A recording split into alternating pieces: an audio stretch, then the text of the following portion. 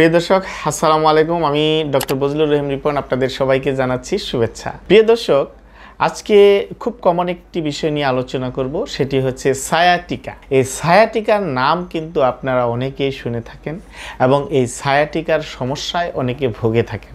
আসলে সায়াটিকাটা কি, কেন হয় এবং হলে আমাদের করণীয়টা কি বা চিকিৎসাটা কি, সেটি নিয়ে আমরা আজকে আলোচনা করব। সায়াটিকা এটা আসলে কোনো নিজস্ব কোনো রোগ নয়। সায়াটিকা হচ্ছে রোগের উপসর্গ। সায়াটিকা মানে হচ্ছে যে আমাদের শরীরের সবচেয়ে বড় যে নার্ভটি, যেটি কোমর থেকে বের হয়ে আমাদের পায়ের দিকে চলে গিয়েছে, সবচেয়ে লম্বা যে নার্ভ সেটি হচ্ছে সায়াটিক নার্ভ। এই সায়াটিক নার্ভে যদি কোনো কারণে ডিসফাংশন হয় অথবা সায়াটিক নার্ভের মধ্যে চাপ পড়ে বা ইনফ্ল্যামেশন হয়, তখন সেটাকে আমরা বলি সায়াটিকা। এবং এই সায়াটিকা যে হয় এর যে কারণ, অনেকগুলা কারণে কিন্তু এই সায়াটিকাটা হতে পারে বা সায়াটিক নার্ভ ডিসফাংশন হতে পারে। এর মধ্যে সবচেয়ে মোস্ট কমন কারণ হলো পিএলআইডি, অর্থাৎ ডিস্ক প্রলাপস যেটাকে বলা হয়। আমাদের মেরুদণ্ড থেকে ডিস্ক যখন সরে যেয়ে নার্ভকে চাপ দেয়, সায়াটিক নার্ভকে, তখন সেটাকে আমরা সায়াটিকা বলি। আবার অনেক সময় দেখা যায় যে স্পাইনাল স্টেনোসিসের কারণেও কিন্তু সায়াটিকা হতে পারে বা সায়াটিক নার্ভের মধ্যে চাপ পড়তে পারে। স্পাইনাল স্টেনোসিস হলো যে ক্যানেল দিয়ে নার্ভটি বের হয়ে আসে, সেই ক্যানেলটি যখন সরু হয়ে যায় তখন ওই সায়াটিক নার্ভের মধ্যে চাপ পড়ে, তখন সেটাকেও আমরা সায়াটিকা বলে থাকি। আবার কোনো কারণে দেখা যায় যে আমাদের নিতম্বের ভিতরে গভীরে একটি মাসল থাকে, যেটিকে আমরা বলি পাইরিফর্মিস মাসল। সেই পাইরিফর্মিস মাসল যদি কোনো কারণে ডিসফাংশন হয়ে যায় অথবা টাইট হয়ে যায়, তাহলেও কিন্তু সায়াটিক নার্ভে চাপ পড়ার সম্ভাবনা থাকে। কারণ পাইরিফর্মিস মাসলের ইমিডিয়েট নিচ দিয়েই কিন্তু সায়াটিক নার্ভটা প্রবাহিত।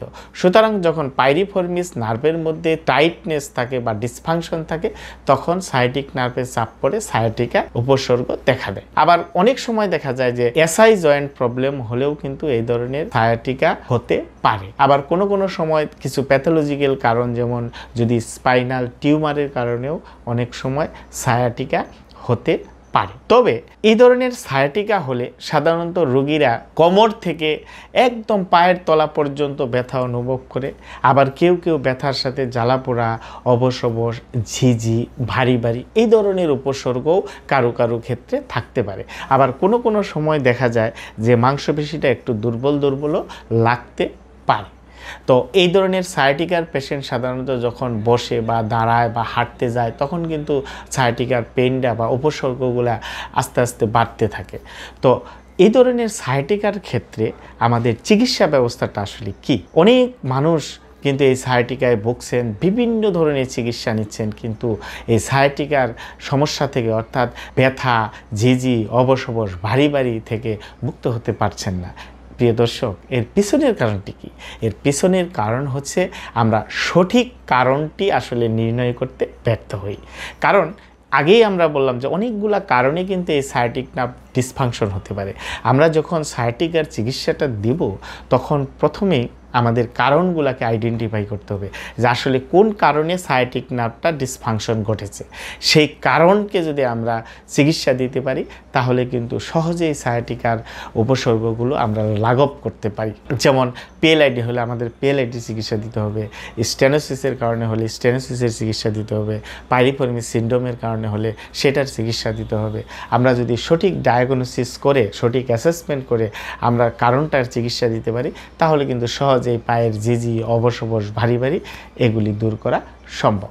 এই জন্য যেটি করা দরকার, যাদের এই ধরনের সমস্যায় ভুগছেন তারা অবশ্যই একজন স্পাইন স্পেশালিস্টের পরামর্শ নিতে পারেন এবং আপনারা পাশাপাশি একজন বিশেষজ্ঞ ফিজিওথেরাপি চিকিৎসকের পরামর্শ নিতে পারেন। কারণ এই সায়াটিকার প্রবলেম সাধারণত দেখা যায় যে নন অপারেটিভ, অর্থাৎ অপারেশন ছাড়াই কিন্তু 80 থেকে 90 ভাগ সায়াটিকার সমস্যা সুস্থ হয়ে যায়। সেটা কিছু ব্যথানাশক ওষুধ, কিছু ফিজিওথেরাপি, কিছু নিয়মকানুন বা জীবনযাত্রার পরিবর্তনের মাধ্যমেই সেটি সুস্থ হওয়া সম্ভব। সুতরাং প্রিয় দর্শক, আপনারা যারা এই ধরনের সমস্যায় ভুগছেন, অবশ্যই একজন বিশেষজ্ঞ ফিজিওথেরাপি চিকিৎসকের পরামর্শ নিলে আপনারা দ্রুত এই ধরনের সায়াটিকার সমস্যা থেকে উপশম হতে পারবেন। তো প্রিয় দর্শক, সবাইকে ধন্যবাদ। কথা হবে পরবর্তীতে অন্য কোনো বিষয় নিয়ে। সে পর্যন্ত আমাদের সাথেই থাকবেন।